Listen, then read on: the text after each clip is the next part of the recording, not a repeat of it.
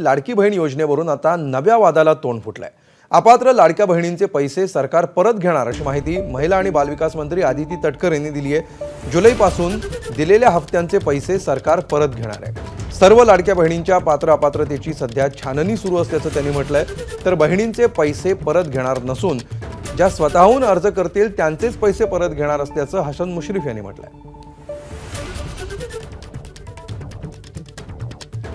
तर आदिती तटकरे आणि हसन मुश्रीफ नेमकं काय म्हणतात पाहूया।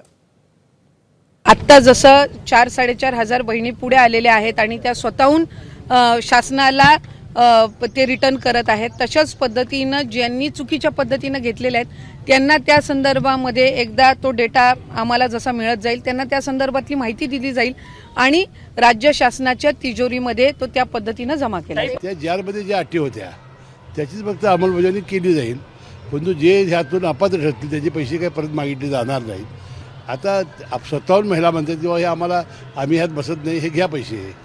पण अनेक महिला अशा आहेत की त्या पैसे देणार नाही आहेत किंवा तशी शक्यता वाटत नाही, तर हे पैसे त्याच्यावर घेणारच नाही आपण।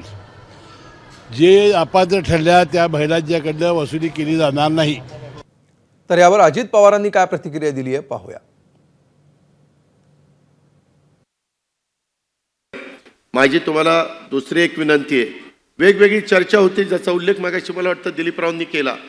योजना चालू राहणार का नाही राहणार, वेगवेगळ्या पद्धतीने प्रश्न विचारले जातात। काही काही गोष्टी निवडणुकीच्या जाहीरनाम्याच्या निमित्तानं होत्या, त्या खोलात मी जास्त जात नाही। त्यामध्ये मला एवढंच आपल्याला सांगायचं आहे, माझी लाडकी बहीण योजना ही योजना कुठल्याही परिस्थितीमध्ये आपल्याला चालू ठेवायची, त्याबद्दल आपण काळजी करू नका।